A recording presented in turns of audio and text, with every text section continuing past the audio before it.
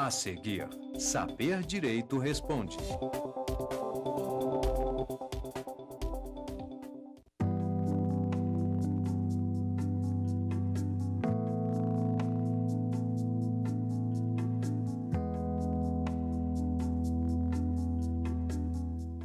Olá, queridos alunos do programa Saber Direito Responde, da TV Justiça do Supremo Tribunal Federal. Meu nome é Henrique Hoffman, sou delegado de polícia no Paraná, professor e escritor, e estive com vocês ao longo dessa semana para tratarmos de um importante tema, a Lei de Investigação Criminal, a Lei 12.830, a qual estudamos com enfoque constitucional, com uma visão calcada no Estado Democrático de Direito. E hoje nós estamos aqui com grande satisfação com 3 ótimos alunos que vieram trazer as suas dúvidas, as suas indagações, para que possamos terminar de compreender, então, esse importante tema. Estamos aqui com o João Paulo, com a Ana Paula e com o Túlio, que trouxeram algumas perguntas para que a gente possa discutir aqui e tentar explicar para você, de uma maneira mais clara e mais didática, uma série de assuntos que certamente vão ser aproveitados aí no seu concurso, na sua prova, na graduação ou mesmo na sua atividade prática. Eu começo, então, abrindo a palavra aqui para o João Paulo. João Paulo, o que você trouxe de dúvida aí para a gente? Professor Hoffman, com relação ao Ministério Público ou o juiz poderem requisitar ao delegado de polícia que faça o indiciamento, há alguma previsão? Interessante questão, pelo fato de muitas pessoas confundirem a atribuição para realizar esse ato importante que é do indiciamento. Na verdade, a Lei 12.830 de 2013, no seu artigo 2º, parágrafo 6º, traz o indiciamento como um ato privativo do delegado de polícia. É um instituto a ser manejado pela Polícia Judiciária, no sentido de que, ao longo do inquérito policial, foram colhidos elementos suficientes no sentido a indicar a materialidade e a autoria com relação ao crime, vinculando, portanto, aquele que era até então um mero suspeito ao crime e agora ele passa à condição de indiciado. Essa deliberação do delegado de polícia é feita mediante uma análise técnico-jurídica e uma análise que é feita resguardada pela independência funcional da autoridade de polícia judiciária. Isso significa que o delegado de polícia ele não pode sofrer interferências externas na sua convicção, que vai ser calcada na Constituição, nos tratados internacionais de direitos humanos e, claro, em toda a legislação ordinária. Ainda que o membro do Ministério Público e que o magistrado discordem do posicionamento do delegado de polícia, eles não têm a possibilidade de requisitar ao delegado que indicie ou que desindicie alguém. Isso não significa, claro, que a posição tomada pelo delegado de polícia irá vincular o membro do Ministério Público ou do Judiciário. Eles poderão também, dentro da sua esfera de independência funcional, adotar o posicionamento que lhes for mais conveniente, segundo a interpretação que for feita de todas as provas e elementos informativos colhidos. Nesse sentido, parece claro, segundo a própria Lei 12.830 e também a posição da moderna doutrina e dos tribunais superiores, que não é possível a requisição de indiciamento ao delegado, sendo feita pelo membro do MP, pelo juiz ou por qualquer outra autoridade. Eu passo então a palavra agora para Ana Paula. Ana Paula, qual que é a sua indagação? Professor, é o seguinte, a nulidade do inquérito policial, ele acarreta necessariamente a nulidade da ação penal instaurada com base nele? Interessante questão também, que gera dúvidas. Em primeiro lugar, se há nulidades dentro do inquérito policial. Em caso positivo, se esses vícios, eles contaminam ou não a ação penal que decorre do inquérito policial. E o posicionamento dos tribunais superiores é no sentido de que os eventuais vícios do inquérito policial não têm o condão de macular a futura ação penal. Em outras palavras, os vícios do inquérito não contaminam o processo penal subsequente. Mas, aprofundando um pouco mais, essa é uma afirmação de certa forma simplista, porque transmite a ideia que nenhum tipo de vício no inquérito policial seria suficiente para afetar o processo penal subsequente. Mas, na verdade, há sim alguns tipos de nulidades do inquérito policial que podem prejudicar o processo. Aqui, então, eu já estou aprofundando um pouco mais. A afirmação, repito, dos tribunais superiores e de parte da doutrina é de que os vícios do inquérito policial não contaminam a ação penal subsequente. Mas os próprios tribunais superiores, em vários precedentes, têm reconhecido a nulidade de algumas diligências praticadas no inquérito. E essas nulidades acabam por afetar de alguma maneira o processo. Imagine você uma interceptação telefônica feita no inquérito policial sem autorização judicial, feita de forma arbitrária. Óbvio que todas aquelas conversas captadas e degravadas não poderão ser utilizadas no processo para fins de incriminar alguém. Logo, essa nulidade da prova colhida no inquérito acaba, assim, por repercutir no processo penal. Então, fica aí esse aprofundamento para que você saia do lugar comum bastante repetido de que vícios do inquérito policial nunca atingem o processo penal, certo? Vamos lá, então, agora com o Túlio. O poder requisitório ele permite a coleta compulsória de material genético? Ou seja, esse poder, até que ponto é legítimo sem violar as garantias fundamentais? Interessante questão também e profunda de autoindagação. Olha, nós vimos ao longo do curso que o delegado de polícia ele tem em suas mãos, para auxiliar na elucidação do crime, o poder requisitório. O poder requisitório nada mais é do que a possibilidade de autoridade policial obter diretamente um dado ou informação para que possa justamente elucidar aquele crime que está sendo investigado. O poder requisitório, ele não abrange todo e qualquer tipo de dado. Nós tivemos a oportunidade de estudar cada um deles. Especificamente quanto à informação perguntada, que seria, então, dados genéticos, nós tivemos recentemente uma alteração no nosso ordenamento jurídico, tanto na Lei de Identificação Criminal, que é a Lei 12.037, como na Lei de Execuções Penais, conhecida como LEP. Essas duas leis foram modificadas para prever a coleta de dados genéticos de um suspeito ou condenado por um crime.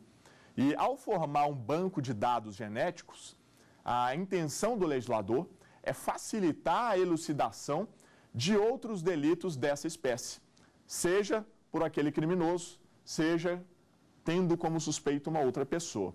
A grande questão é, pode a Polícia Judiciária, então, obter esses dados? Ora, a lei, ela insere a coleta de dados genéticos no poder requisitório do delegado de polícia, porém, essa coleta de dados, ela deve ser feita de maneira a não violar o princípio básico dentro do processo penal, que é a da inexigibilidade de autoincriminação.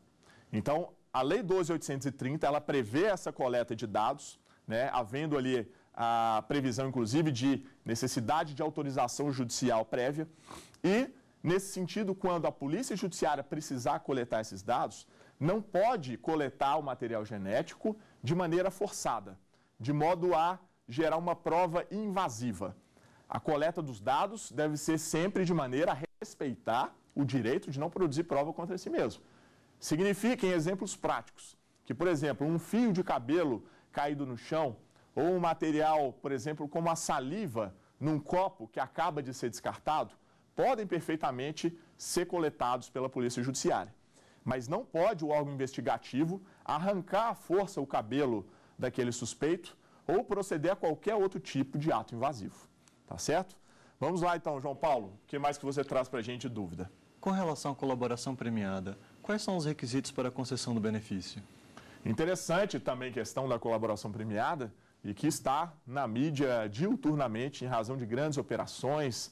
A colaboração premiada não é instituto novo e não foi trazida, na verdade, pela Lei de Organização Criminosa, a Lei 12.850, como muitos acreditam. O que a Lei 12.850 fez foi trazer o regramento mais pormenorizado que temos no ordenamento jurídico.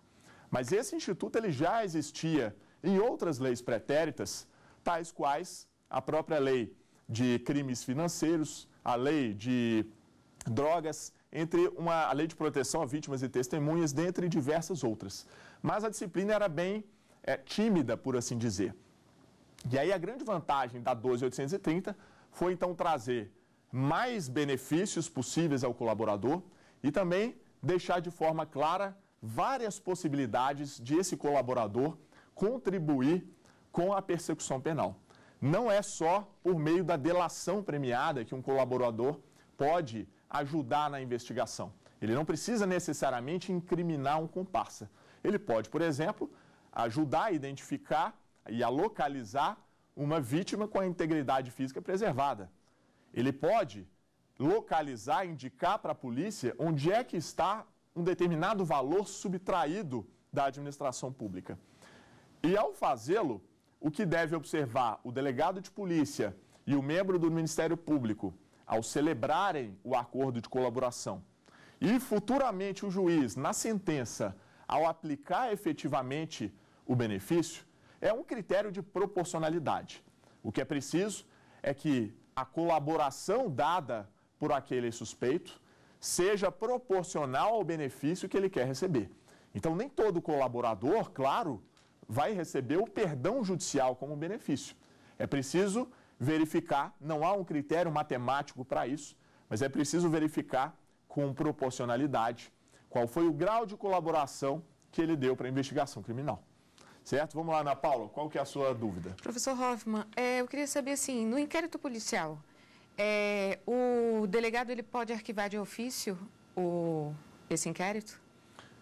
Questão também importante. Essa questão ela pode ser resolvida pela leitura de um dispositivo do CPP, do Código de Processo Penal, que é o artigo 17. E lá o legislador deixou de forma clara que não é atribuição da autoridade de polícia judiciária promover diretamente o arquivamento do inquérito policial. Isso não significa, de maneira nenhuma, que o delegado de polícia esteja obrigado a indiciar todo e qualquer suspeito que figure no inquérito policial. Não é a autoridade policial compelida a promover o encerramento do inquérito dizendo que aquele é o responsável pelo crime. O delegado pode e deve, caso não vislumbre indícios suficientes de materialidade e autoria, opinar pelo arquivamento desse inquérito policial. Ele vai representar ao juiz para que o juiz, remetendo os autos do inquérito ao Ministério Público, para que aquele procedimento seja encerrado. Mas não será por autoridade própria do delegado de polícia. Então, feitas todas essas perguntas e as explicações, vamos para um breve intervalo e a gente volta na sequência.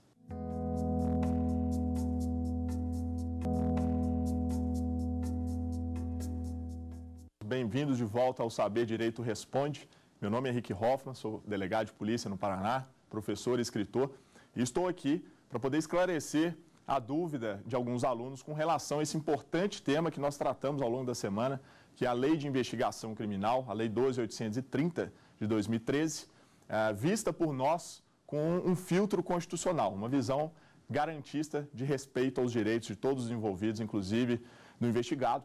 E a gente volta agora com a pergunta do Túlio. Diga lá, Túlio. Professor Hoffman, na ocorrência de prisão em flagrante, pode a autoridade policial apreender o telefone celular do indiciado e, com isso, acessar o seu conteúdo sem a necessidade de autorização judicial? Interessante questão e bastante atual, tendo em vista que hoje praticamente todo mundo tem um aparelho, um smartphone, inclusive os criminosos. E quando a polícia judiciária, então, ela apreende esse aparelho, certamente é uma importante fonte de prova. Um aparelho celular hoje, ele armazena uma série de dados que podem ajudar a contribuir com a elucidação daquele crime. Os principais dados ali contidos no telefone celular são os dados telefônicos e os dados telemáticos. A gente precisa primeiro fazer essa diferenciação para entender até onde que a polícia pode chegar na obtenção desses dados.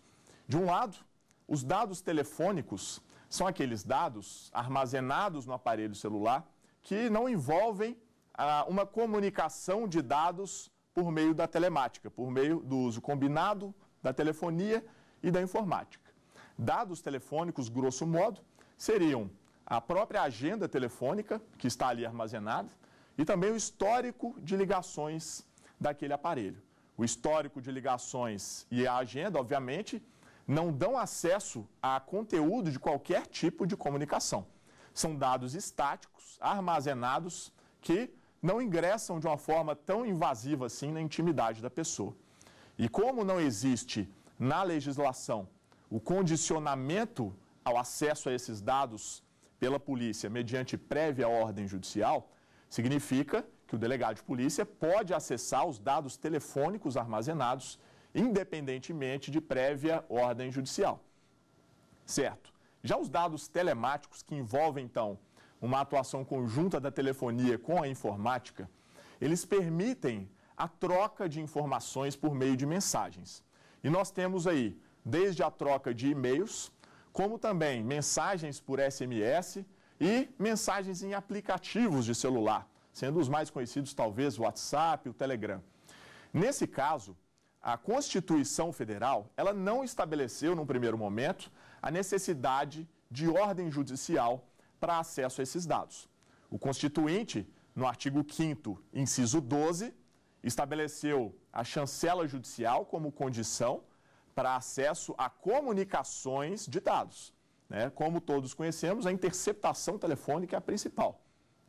Agora, no artigo 5º, inciso 10, o Constituinte protege a intimidade e a vida privada da pessoa, sem, contudo, definir que tipo de dado pode ou não ser acessado diretamente pela Polícia Judiciária.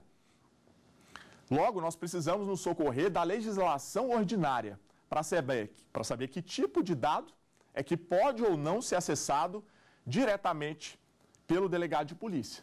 Como dito, os dados telefônicos não exigem essa prévia chancela judicial. Já os dados telemáticos, nós temos uma previsão legal exigindo a ordem judicial anterior com relação aos e-mails. Essa lei é o chamado Marco Civil da Internet. No Marco Civil da Internet, deixa o legislador de maneira bem clara a necessidade de ordem judicial anterior para acesso aos e-mails, ainda que estejamos tratando de dados, ou seja, de e-mails pretéritos e armazenados no aparelho celular. Ainda que não seja a própria comunicação dos dados em tempo real, mas apenas dados em si armazenados, o acesso a esses dados, inegavelmente, permite que a pessoa tenha conteúdo da própria comunicação, ainda que ela não esteja sendo travada em tempo real, mas sim armazenada. Por essa razão, exigiu o legislador ordem judicial para acesso a dados telemáticos, especificamente aos e-mails. E o que fez a jurisprudência dos tribunais superiores, com julgados inclusive bastante recentes? Se num primeiro momento admitia-se o acesso direto a dados telemáticos pelo delegado de polícia, por não haver previsão legal expressa nesse sentido, agora se aplica a previsão do Marco Civil da Internet por analogia aos demais dados telemáticos.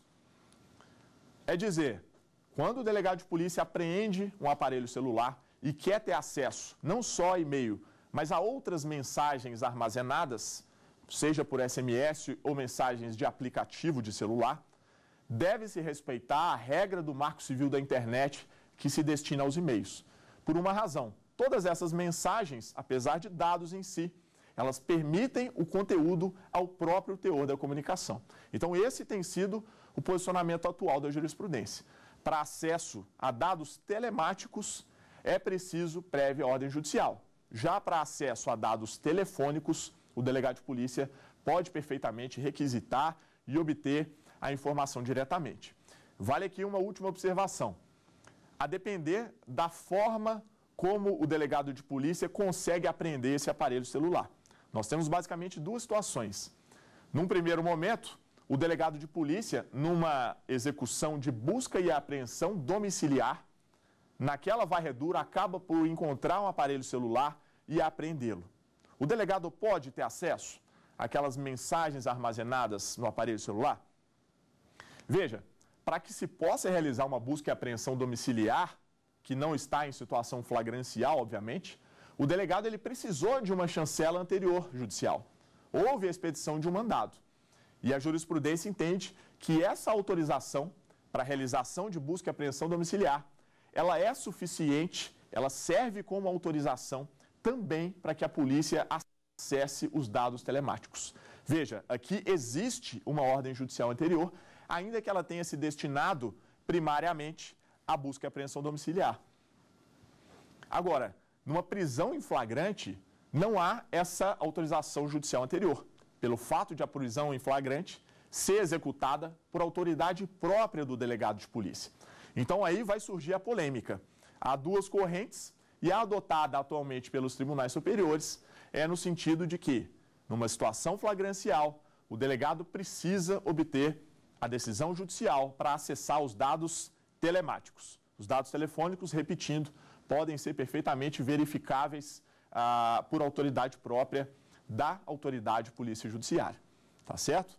Vamos lá então com o João Paulo novamente. Qual que é a indagação? Professor, quais os requisitos para que a polícia entre no domicílio e realize a prisão em flagrante? Outra questão envolvendo também direitos e garantias fundamentais e os limites de atuação da polícia judiciária. Veja, a situação flagrancial, juntamente com o próprio mandado judicial expedido pelo judiciário, são situações em que a Constituição autoriza que agentes estatais entrem na casa de alguém, né, que violem o domicílio que é protegido lá pela própria Constituição. Então, na prisão em flagrante, para se realizar a captura em flagrante de alguém, é possível entrar no domicílio dessa pessoa para interromper a atividade criminosa. A grande dúvida que surge é justamente quais os limites, né? Qual o requisito para que a polícia judiciária ingresse na casa de alguém. O Supremo Tribunal Federal teve a oportunidade de enfrentar o tema recentemente e acabou registrando, em tese de repercussão geral, que a polícia precisa obter, desde antes da entrada na casa, fundadas razões no sentido de que está sendo praticado um crime lá dentro. Em outros termos, isso significa que a ação policial ela não pode ser um exercício de adivinhação. Não pode ser uma loteria em que o policial entre na casa baseado na sorte para se tentar colher um elemento que indique a flagrância, ainda que ele não tenha vislumbrado essa situação flagrancial de antemão. É preciso que o policial tenha visto, então, essas fundadas razões antes de ingressar na casa. Outra questão interessante que surge dessa pergunta é: essa justificativa da polícia precisa ser apresentada necessariamente antes da entrada na casa ou será que ela pode ser indicada posteriormente? O STF disse que pode perfeitamente, as fundadas razões, elas podem ser indicadas subsequentemente à entrada na casa, ou seja, a posteriori, depois do ingresso no domicílio, aí o agente policial indica quais foram as circunstâncias que o levaram a acreditar que ali estava sendo praticado um crime em flagrante. Vamos lá, Ana Paula, qual a próxima pergunta? Professor Hoffman, eu queria saber se no inquérito policial é necessária a observância do contraditório da ampla defesa.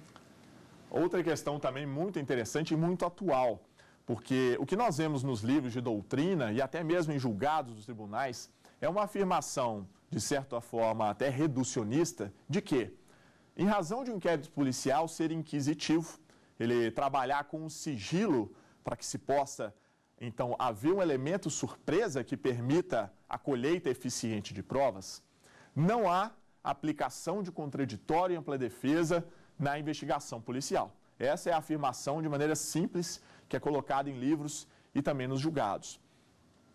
Mas, se vista sem um aprofundamento, essa afirmação leva, às vezes, o aluno, a população em geral, a acreditar que, se não há contraditório e ampla defesa no inquérito, o investigado ele pode ser tratado como um objeto. Ele não possuiria a possibilidade de ter acesso ao que foi produzido contra ele, ou seja, de ter informação, e também não poderia se manifestar e se defender em relação àqueles atos investigativos praticados. E todos nós sabemos que não é essa, obviamente, a sistemática vigente no nosso ordenamento.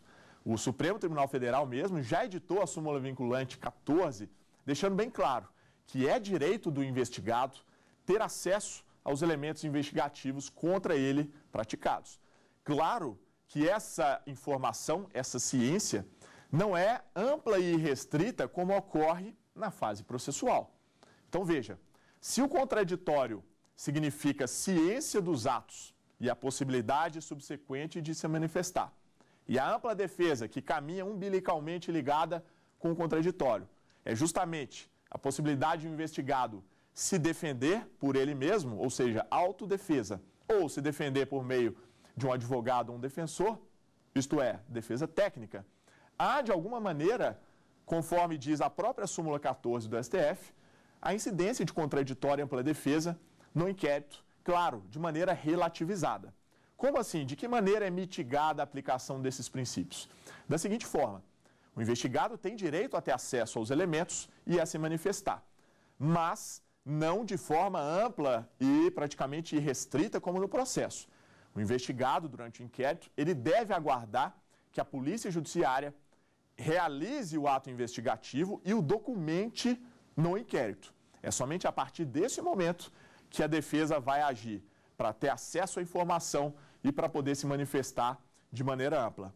Esse respeito a essa condicionante existe com uma razão simples, que é não prejudicar a eficácia mínima que se exige de um inquérito. Afinal, se o investigado tivesse direito de saber de antemão de cada ato investigativo praticado, esse ato não teria qualquer eficácia. Então, em breve resumo, apesar de a doutrina e a jurisprudência dizerem de maneira simples que não há contraditório em ampla defesa no inquérito, é inegável que a própria súmula 14 do STF e hoje o Estatuto da OAB, no seu artigo 7º, lá nos incisos 14, 21 e parágrafos, especialmente o 10 e o 11, falam que existe, sim, de alguma maneira, informação e participação no inquérito. Tá certo? Espero que tenha sido suficiente para esclarecer, então, alguns pontos. Nós aprofundamos em muito deles aqui e essa era a intenção mesmo. Agradeço de novo a presença dos alunos com perguntas de alta envergadura, com certeza. Ajudaram os nossos alunos do Brasil todo a poder entender melhor como que funciona a investigação criminal. Agradeço de novo pelo convite da TV Justiça de estar aqui no STF para podermos trabalhar com esse tema. Grande abraço, até a próxima. Ficou com dúvidas? Então mande um e-mail para saberdireito@stf.jus.br. E você também pode estudar pela internet. Basta acessar o site tvjustiça.jus.br.